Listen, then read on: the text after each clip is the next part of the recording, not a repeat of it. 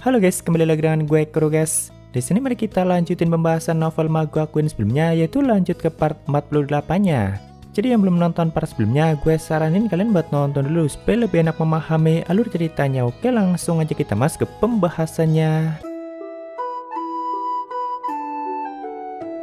Di sini mari kita lanjutin momen kebersamaan Noah bersama Mamah Luna di dunia Evisinio. Jadi setelah sebelumnya Noah menjelaskan kalau dirinya itu nggak bisa merasakan enaknya makanan atau masakan, Luna itu malah semakin berusaha keras untuk membuat banyak masakan yang lebih enak. Dari mulai roti, pasta, daging, ikan, kue, puding, dan banyak lagi yang lainnya. Bahkan kadang Luna sampai pergi ke kota untuk membeli banyak bahan-bahan makanan itu. Cuma tetap aja semua masakan itu bagi Noah rasanya masih sama saja. Nah, biasanya sambil memasak atau makan, Luna dan Noah itu selalu membicarakan hal-hal kecil. Dan itu udah kayak rutinitas harian bagi mereka. Nah, saat itu sambil memasak, Luna pun bertanya, bukankah akan lebih mudah bagimu untuk hidup dengan sebuah nama? Ya, soalnya dari awal Noah itu kan gak memberitahukan nama aslinya. Karena bisa sangat membahayakan Luna dan dunia Evisinio itu sendiri. Di sini awalnya Noah pun menjawab, kau bisa memanggilku dengan sebutan apapun yang kau mau. Tapi kan Mamah Luna gak mau seperti itu. Pokoknya harus ada sebutan atau nama yang cocok digunakan oleh Noah. Jadi di sini mereka itu sempat sama-sama berpikir sebutan apa yang paling cocok untuk Noah. Awalnya mau disebut sebagai anak jurang kehancuran, tapi katanya itu juga kurang cocok. Nah, cuma kan di sini mereka itu malah jadi sempat ngomongin hal itu lebih dulu. Ya, Noah itu kan memang salah satu anak jurang kenangan kehancuran, walaupun dia cukup berbeda dengan yang lainnya. Karena seseorang yang punya ingatan untuk melahirkan Noah itu masih hidup. Atau ya anggap aja sebagai orang tua Noah, dan mereka itu masih ada dan masih hidup. Walaupun kemungkinan orang tua yang melahirkan Noah itu nggak sadar kalau ingatan dan harapannya itu bahkan sampai ke jurang kenangan kehancuran dan sampai melahirkan Noah. Berbeda dengan yang lainnya di mana yang punya ingatan melahirkan mereka itu sudah binasa. Nah, bagi Mamah Luna, orang tua Noah itu pasti memang punya harapan yang datang dari lubuk hati mereka sendiri. Walaupun mereka belum sadar kalau harapan mereka itu sampai melahirkan Noah. Di sini Noah yang mendengar itu pun dengan bingung bertanya, apakah lautan ini seperti itu? Karena Silver Sea yang diketahui Noah itu kan selalu berjalan berdasarkan aturan dan hukum yang sudah ditetapkan. Jadi ya maksudnya kelahiran Noah itu juga sebenarnya sudah ditetapkan dari awal, bukan dari lubuk hati orang tua Noah. Ya ini kalau pakai hukum atau aturan yang sudah ditetapkan di Silver Sea. Di sini sambil menyentuh bagian bawah perutnya, Luna pun ikutan berkata kalau hal-hal kejam juga terjadi di sini. Noah pun yang mendengar itu langsung bertanya, apakah ada sesuatu yang mengganggumu? Lalu Luna pun menjawab, ku yakin semua orang seperti itu, setiap orang pasti berusaha keras untuk hidup. Walaupun tidak semuanya berjalan seperti yang kau inginkan, dan bahkan terkadang ada hal-hal yang tidak bisa kau lakukan. Tapi kita harus berusaha sebaik mungkin dan percaya kalau suatu hari nanti kita akan dapat membuat keajaiban. Nah, Noah yang mendengar itu langsung bertanya, apa itu keajaiban? Karena Noah itu kan gak tahu apa yang dimaksud dengan keajaiban itu, dan bahkan seakan dia itu baru pertama kali mendengarnya. Ya, di sini Mamah Luna pun belum menjelaskan apa itu keajaiban. Lalu dia juga sempat mengatakan kalau Noah itu anak yang sangat baik. Soalnya di sini Noah sempat mengatakan kalau aku tidak mungkin bisa melakukan keajaiban seperti itu karena tidak ada keinginan dan kebaikan dalam diriku. Makanya Mamah Luna sampai mengatakan seperti itu. Soalnya Noah itu kan selalu memakan apapun yang Luna masak. Padahal Noah nggak bisa merasakan enaknya masakan itu. Nah, walaupun cuma hal kecil seperti itu, tapi bagi Mamah Luna hal itu sangat berarti. Kalau bagi Noah mungkin hal seperti itu nggak berarti apa-apa, karena selama ini dia terbiasa melakukan hal-hal yang besar. Makanya dia jadi melupakan kebaikan-kebaikan kecil seperti itu. Nah, di sini mereka pun kembali membicarakan tentang sebutan apa yang paling cocok bagi Noah. Jadi Noah itu kan ahli dalam sihir bayangan. Makanya akhirnya Luna pun memanggilnya dengan sebutan Shadow atau Kage-chan. Ya pokoknya selama Noah tinggal di Evisinio bersama Luna, ada banyak hal baru yang dia dapatkan yang bahkan sebelumnya tidak Noah pahami. Bahkan cara atau gaya bicara Noah aja sampai berubah. Dari awal kan gaya bicara Noah itu kayak orang dewasa. Karena dulunya ada sebagian ingatan Frenea yang masuk ke ingatan Noah. Makanya kosakata dan gaya bicaranya pun kadang kayak Frenea. Nah, makanya di sini Noah itu sempat mengatakan pada Luna, kau memang sangat aneh Nona. Jadi Luna yang mendengar itu langsung bertanya dan juga mengajari Noah untuk bicara seperti layaknya anak-anak. Ya karena sebenarnya di waktu ini Noah itu memang baru berumur 2 tahun. Walaupun semenjak dia terlahir Noah itu kayak nggak tumbuh sama sekali. Jadi tinggi badannya itu masih sama seperti dulu. Bahkan Noah aja sampai beranggapan kalau dirinya bakal tetap menjadi seperti itu selamanya. atau ya sama sekali nggak akan tumbuh. Soalnya Noah itu ibaratnya kayak bayi yang masih di dalam perut ibunya. Karena dia itu masih belum benar-benar terlahir, makanya masih belum tumbuh.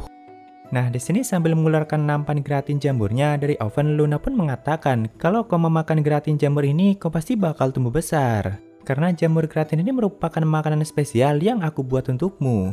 Jadi kalau kau memakan ini, kau pasti bakal tumbuh sebesar gunung. Noah yang awalnya menanggapinya dengan serius pun jadi tertawa setelah mendengar kata-kata mamah Luna itu.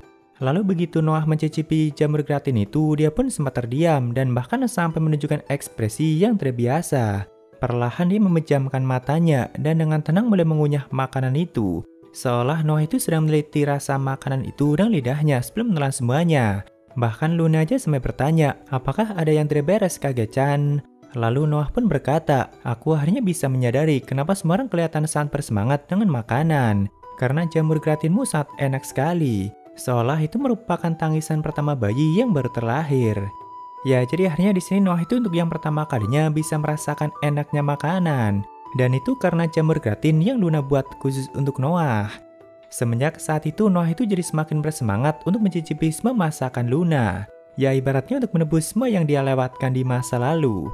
Ya, pokoknya waktu yang Noah habiskan bersama Luna itu merupakan hari-hari yang sangat tenang dan juga sangat bahagia.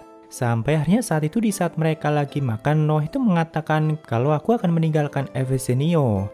Ya, tentu Luna yang mendengar itu sempat kaget dan bertanya kenapa.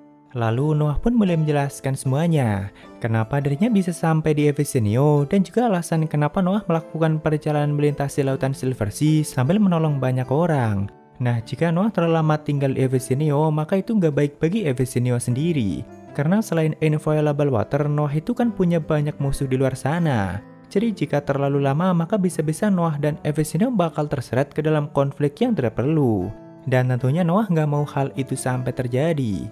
Ya, setelah dijelaskan semua itu, Mamah Luna pun bisa mengerti. Nah, tapi di sini tiba-tiba Noah itu mulai membicarakan tentang dunia jurang yang pernah dia dengar dari Elmit, yaitu tempat terdalam di Silver Sea. Ya, jadi apapun di Silver Sea itu kan mengalir dari lapisan dangkal ke lapisan yang lebih dalam. Nah, otomatis semua tatanan dan semua hal itu juga mengalir ke tempat terdalam di Silver Sea, yaitu dunia jurang, dan akhirnya berubah menjadi sebuah kekacauan di sana. Nah, Noah itu pengen pergi ke sana untuk bisa menemukan hal yang selama ini dia cari. Karena Silver Sea itu kan sangat luar biasa luas. Tentunya bakal susah bagi Noah untuk bisa menemukan keberadaan dunia dan orang tua yang sudah melahirkannya. Apalagi Noah itu nggak punya petunjuk apapun. Makanya Noah itu bakal mencari petunjuk dan info di dunia jurang itu. Karena kan apapun di Silver Sea itu semuanya mengalir ke dunia jurang dan berkumpul di sana.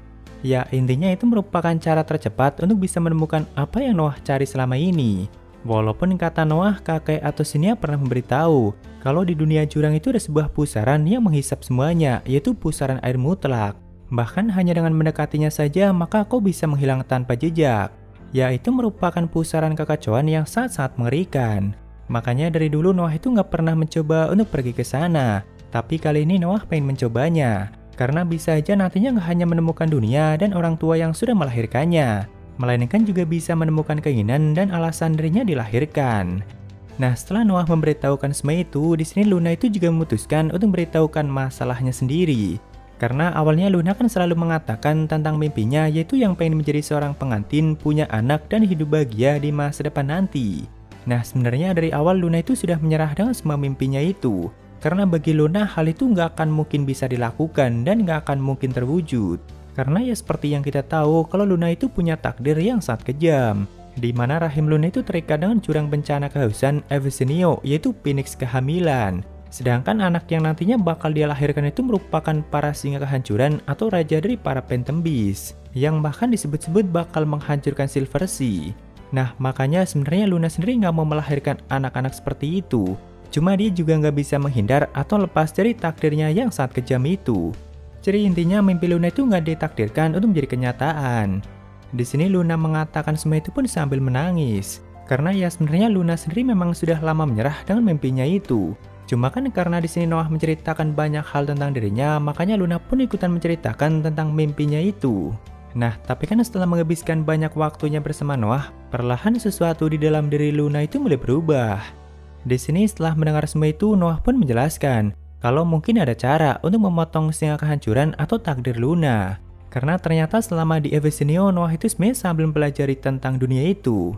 Nah, ada satu pedang suci yang memang dirancang untuk menghancurkan singa kehancuran, yaitu pedang Evans Mana. Cuma kan masalahnya pedang itu milik para pemburu dunia Hivolia, yang mana mereka itu sangat membenci Evisinio. Jadi ya bagi Luna mereka itu nggak akan mungkin mau menolong Luna.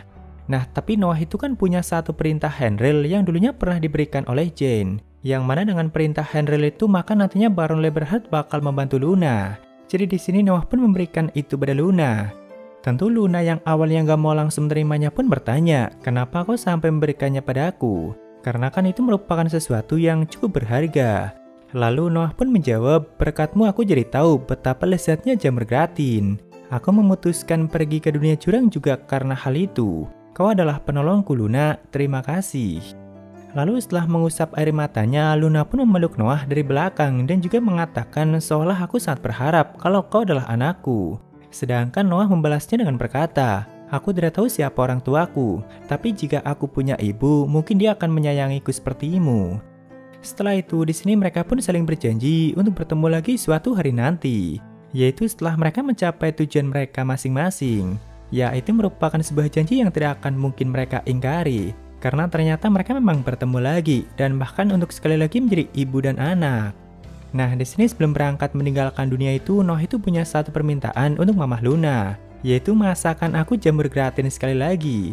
Tentu dengan semangat Luna pun langsung memasaknya untuk Noah dan bahkan dia sengaja membuatnya sangat banyak. Karena kata Luna biar cukup dibawa sampai ke dunia jurang.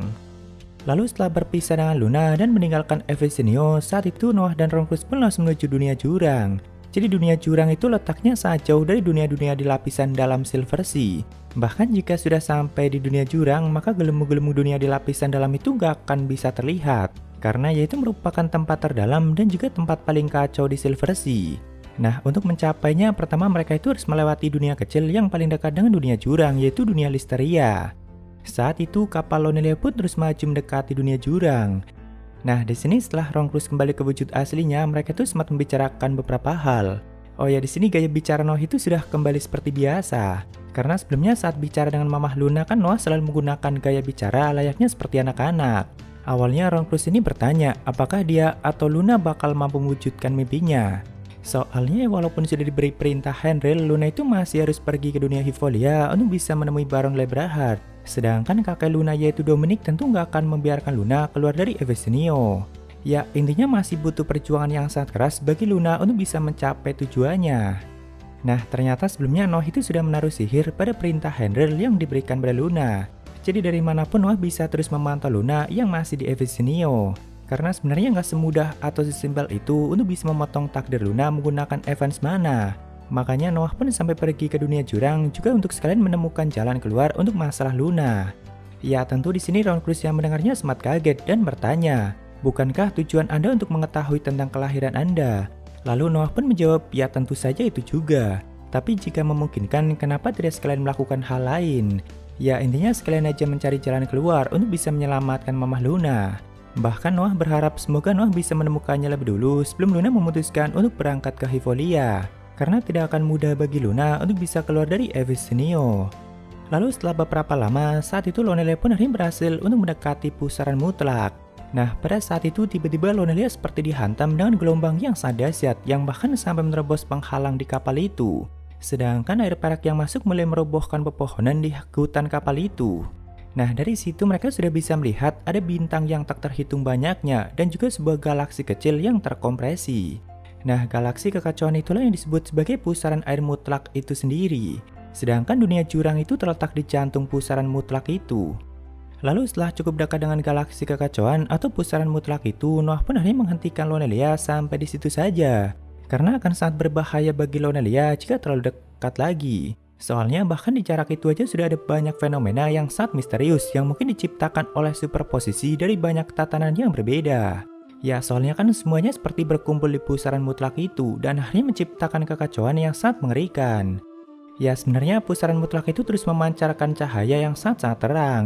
Cuma kan karena letaknya sangat dalam dan juga sangat jauh, makanya nggak akan mungkin bisa terlihat hanya dari dunia Listeria.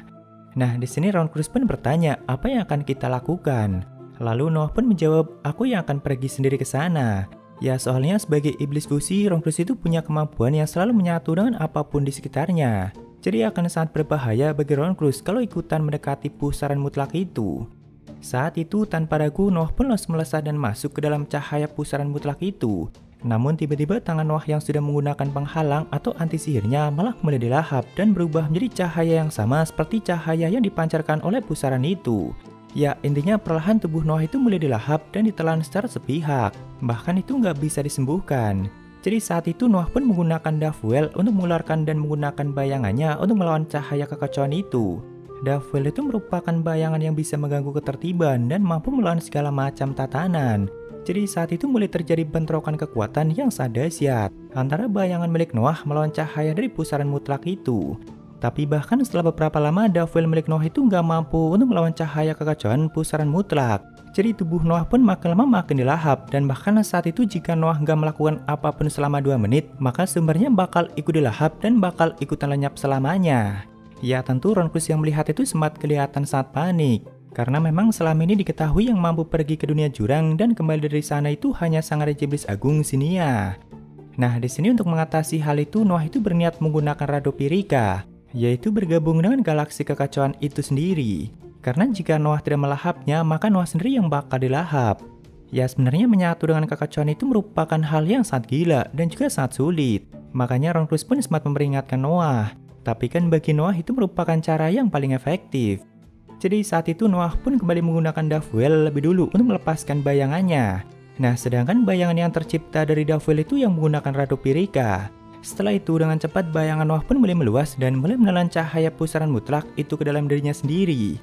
Jadi pusaran mutlak atau galaksi kekacauan itu mulai dimakan oleh bayangan Noah yang saat itu sampai menunjukkan taring dan mulutnya yang sangat mengerikan. Ya sebenarnya dalam prosesnya itu sampai menciptakan gemuruh dan bentrokan kekuatan yang sangat luar biasa. Tapi kan bahkan setelah bayangan Noah berhasil menelan cahaya kekacauan itu, tubuh Noah ini masih tetap mengalami pembusukan. Dan bahkan saat itu akar dan kepala Noah itu sudah ikutan terkorosi. Jadi Ron Cruise yang sudah di puncak kepanikannya sampai berteriak dan mungkin sempat mengira tuanya sudah lenyap. Tapi kan tak lama setelah itu Ron Cruise pun kembali mendengar suara Noah yang mengatakan sepertinya aku berhasil.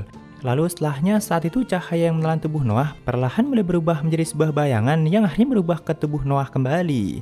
Ya intinya di sini Noah itu sudah mampu menyatu dengan kekacauan di pusaran mutlak itu. Jadi saat itu Noah pun mulai memasuki pusaran mutlak dan mulai mencari apa yang dia butuhkan. Sedangkan Ron Cruise mengikutinya dari belakang. Nah di sini begitu Noah mengambil sebagian dari galaksi kekacauan itu, dia pun langsung terdiam cukup lama. Karena kan mungkin itu berisi info dan sesuatu yang selama ini Noah cari dan ternyata itu sangat mengejutkannya. Cuma kan begitu Ron Cruise bertanya, Noah pun hanya menjawab tidak apa-apa. Ya setelah melewati galaksi kekacauan itu, mereka pun akhirnya bisa memasuki dunia jurang yaitu Reva Snake. Karena pusaran mutlak itu kan juga berisi info tentang dunia jurang itu. Makanya Noah bisa langsung tahu nama dari dunia itu. Cuma kan di situ mereka nggak sempat bertemu dengan siapapun. Karena di saat Noah bertanya dengan suara kerasnya, sama sekali nggak ada yang menjawab. Jadi setelah mendapatkan apa yang mereka cari, saat itu mereka pun langsung kembali meninggalkan dunia itu. Cuma kita lanjutkan di part selanjutnya guys. Ya mungkin segitu aja untuk pembahasan kali ini. Dan jika ada kesalahan, gue minta maaf atau kalian bisa koreksi aja di bawah. Thank you, sampai ketemu di video lainnya. Salam kuru guys.